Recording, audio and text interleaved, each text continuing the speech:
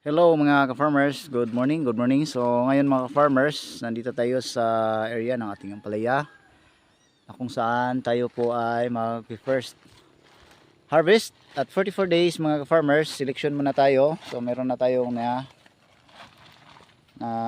harvest mga ka-farmers. So dito na area mga ka-farmers, yung na-harvest natin sa isang plot ay ganito po. So selection lang muna tayo mga ka-farmers dahil sa sunod ay pataas ng pataas or paparami, parang parami yung mga bunga natin mga ka-farmers. As long as mga farmers may maintain natin yung ginagawa natin everyday na pagpapatubig. Then every 4 days nagpakain po tayo ng abono mga ka-farmers. Yan, so marami ng mga bunga. So hindi talaga nagpapikto sa init yung ating ampalaya mga farmers dahil iba yung lupa dito mga ka-farmers. Yung may pagka-sandy mga farmers, talagang parang nakagusto yung Galaxy Max natin dito sa area natin mga farmers. Okay, so meron na tayong kunting na harvest. So dito meron tayo at least mga 6 kilos to 5 to 6 siguro mga farmers. Then marami pa susunod next Tuesday mga farmers. Today is Saturday. Ano din tayo, mag-selection din tayo sa ating ampalaya. Dito mayroon tayong siguro nasa 10 kilos ata ito mga farmers. Yan. So makikita yung marami ng bunga nakasabit mga ka-farmers. So hindi na tayo mapapagod dito sa ating araw-araw na ginagawa dahil may papatunguhan naman ito mga ka-farmers. So dagdag encouragement na sa init na panahon, talagang pagsisikapan natin na hindi tayo mapagod sa pagpapatubig ng ating ampalaya. Okay, so dito mayroon tayong konti hanggang doon sa last area mga last plot mga farmers. Napay nabilin din oh. Okay, so malikmata po, hindi po nakikita yung ating palaya. So mayroon talagang sumusunod mga farmers. Then dapat ma-maintain natin ang ating ampalaya, ang pagiging healthy nila sa ngayon. So dapat ano, so yung mga talbos natin mga farmers, di ba? Fresh na fresh at saka healthy. Kasi morning ngayon.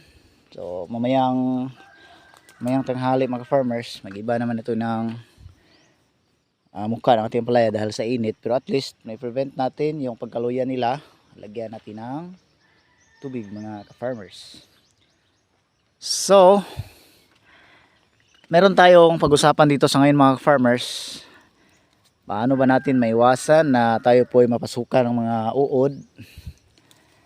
So kung meron tayong mga sinyalis mga farmers na meron ng mga uod na dumadapo sa ating tanim, ako po, huwag niyo pong hayaan na makapenetrate po yung uod kasi mahirapan tayong mag-spray kung nakapasok na yung uod sa mga dahon kasi yung meron tayong mga uod na leaf folder yung tawag. So mahirapan tayo mag-spray kung contact lang yung gagamitin natin na insecticide. So kailangan gumamit tayo ng systemic na kung saan ay hindi man makalabas yung uod mga farmers sa dahon kasi nagfo-fold yan. Talagang patay yan once na sila po ay gumagapang at kumakain sa dahon mga ka-farmers dahil nakano po sa dahon yung abono, yung medisina, insecticide. Naka mga ka-farmers, nakalagay na o napilit na sa Bisaya sa dahon. So nahilo talaga siya mga ka-farmers kung talagang siya ay lumalabas o gumagapang. So marami pang bunga. Okay, so sa ganitong edad mga ka-farmers, talagang hindi natin talaga lubayan sa pagpapatubig kasi sa area namin ngayon wala pong ulan. So ang gagawin natin, kailangan may maintain natin ang papatubig araw-araw. So at least mabigyan sila na, kung everyday tayo nagpapatubig mga farmers, at least may bigyan sila ng 1 litro bawat butas. Okay na yan, at least everyday. So every morning kung check natin yung lupa ay basang-basa pa, so hindi na tayo matagalan sa pagpatubig. Okay. So Galaxy Max po ito mga farmers, first selection at 44 days.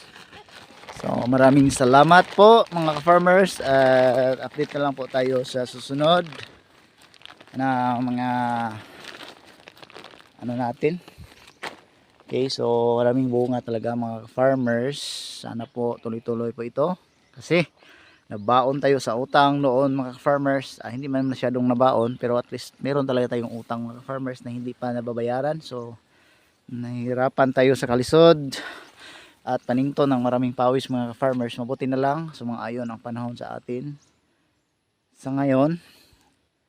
So meron tayong kamunggay dito, hindi ito makain mga farmers dahil tayo po yung nag-spray.